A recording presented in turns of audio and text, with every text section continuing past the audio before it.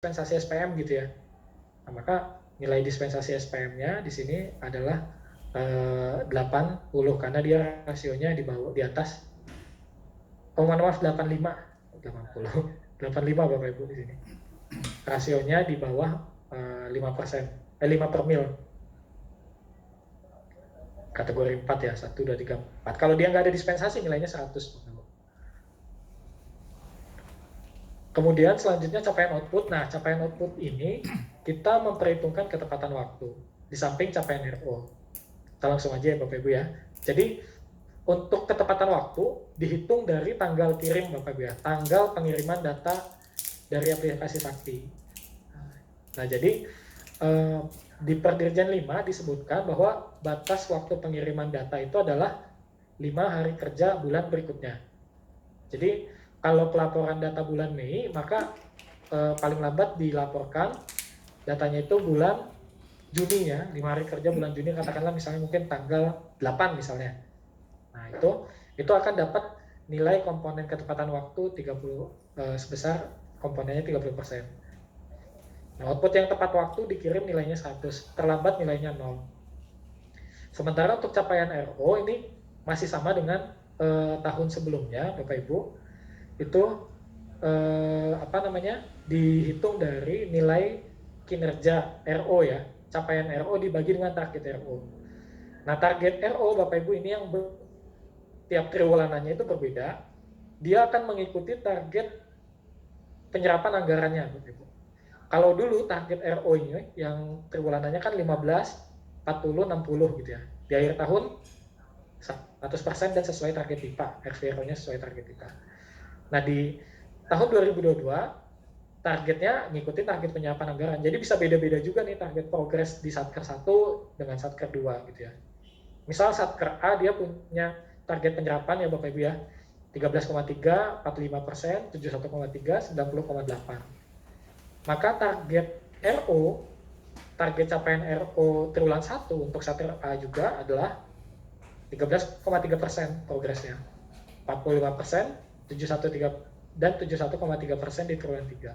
Sementara triwulan 4, nah ini jangan sampai keliru lagi Bapak Ibu, triwulan 4 itu kita tidak hanya menilai dari progres, tapi menilai realisasi volumenya juga Bapak Ibu. Kalau misalnya targetnya 5 dokumen, progresnya dilaporkan 100%, tapi dilaporkannya 0 gitu ya. Maka di akhir tahun nilainya 0 Bapak Ibu. Progresnya 100% tapi realisasi volumenya 0. Karena di akhir tahun, maka di akhir tahun yang dinilai adalah barangnya udah jadi secara auto atau belum gitu.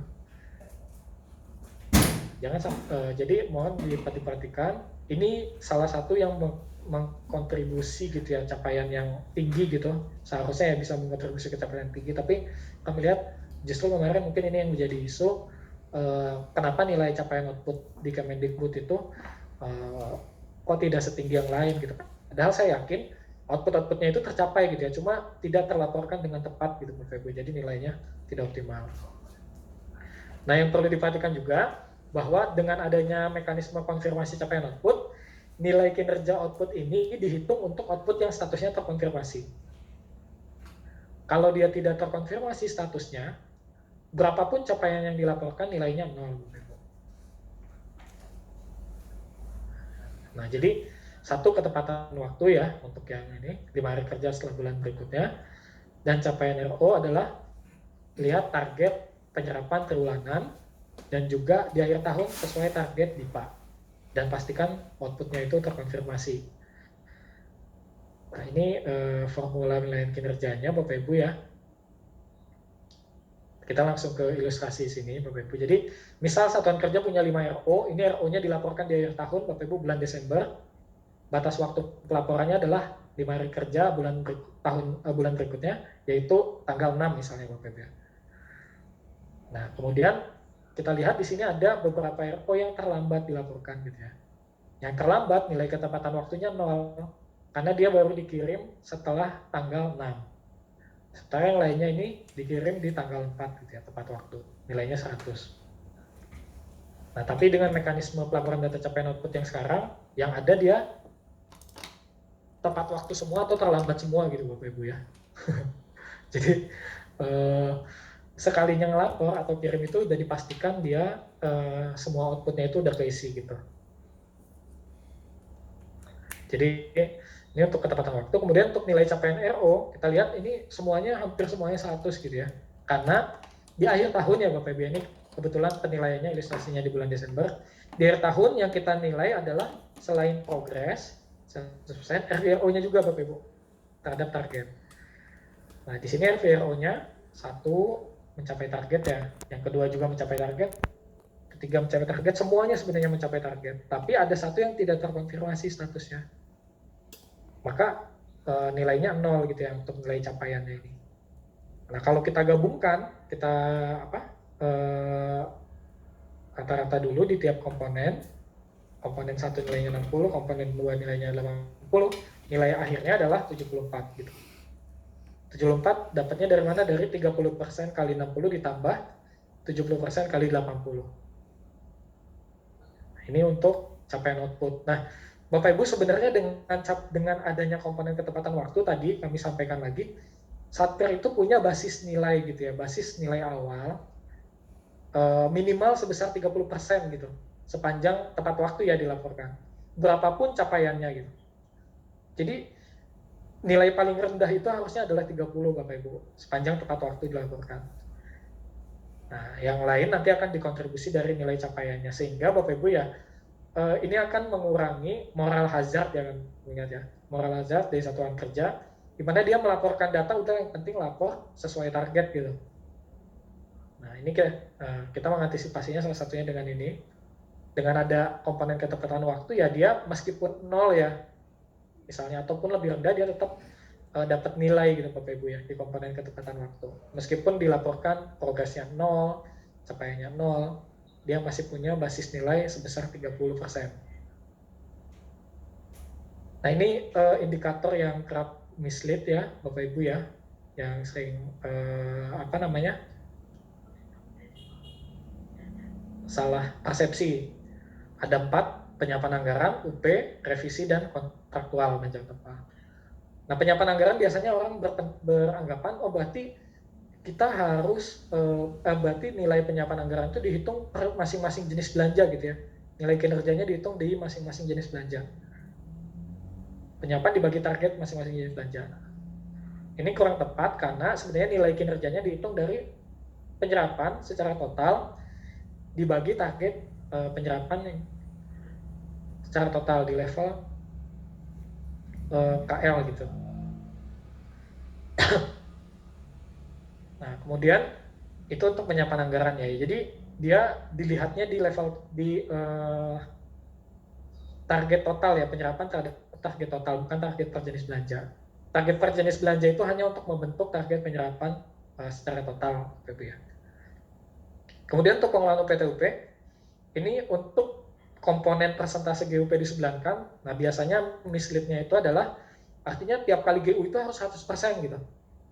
Harus 1 bulan dan 100%. Nah, enggak juga Bapak Ibu ya.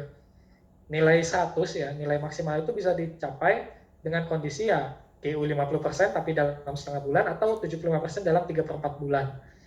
Nah, 3/4 bulannya itu nanti akan melihat ya bulan tanggal ke tanggal itu Bapak Ibu ya. 1 bulan bisa 30 hari, bisa 31 hari gitu, bisa 28 hari. Kemudian revisi DIPA, biasanya mislead-nya adalah revisi halaman 3 DIPA ini dihitung ke penilaian indikator revisi DIPA. Nah, yang dihitung itu sebenarnya hanya 14 jenis revisi tadi Bapak Ibu. Dan 14 jenis revisi itu adalah revisi dengan kode awalannya 2 ya, 2 sekian-sekian. Revisi pergeseran. Sementara halaman 3 DIPA itu dia masuknya revisi administrasi, kodenya 305 ya kalau nggak salah. Itu nggak diperhitungkan.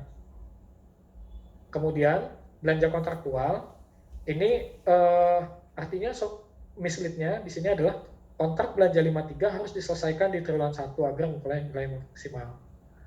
Nah, sebenarnya tidak semua kontrak belanja 53 harus selesai di triwulan 1. Yang harus selesai di triwulan 1 adalah yang nilainya 50 juta sampai 200 juta. Di atas 50 juta sampai 200 juta. Nah, tapi untuk triwulan 1 ini dan triwulan 2 dia tetap dapat nilai 100 ya. Kalau penyelesaiannya di triwulan 1 dan triwulan 2 gitu. dia tetap dapat nilai 100 ini sesuai yang diatur di ketentuan peralihan Bapak Ibu ya. Jadi masih ada waktu sampai dengan 3 bulan lagi gitu Bapak Ibu bagi yang misalnya belum melakukan penyelesaian kontrak ya 53 sampai dengan 200 juta itu bisa diselesaikan di triwulan 2 dan dapat nilai 100. Kemudian ini untuk pengisian data capaian output karena di sini jamnya sudah 11.13 ya. Sebelumnya saya mungkin mohon izin konfirmasi ke Pak Topik ya. Kira-kira masih ada waktu berapa menit lagi Pak untuk bisa disampaikan? Tapi kita siap, sampai jam 12 Pak. 12 siap. Sampai jam 12. Ini Pak Tommy juga sudah ikut bergabung Bapak. Mohon izin. Ya, mohon izin Pak Taufik, Mas Febri. Siap.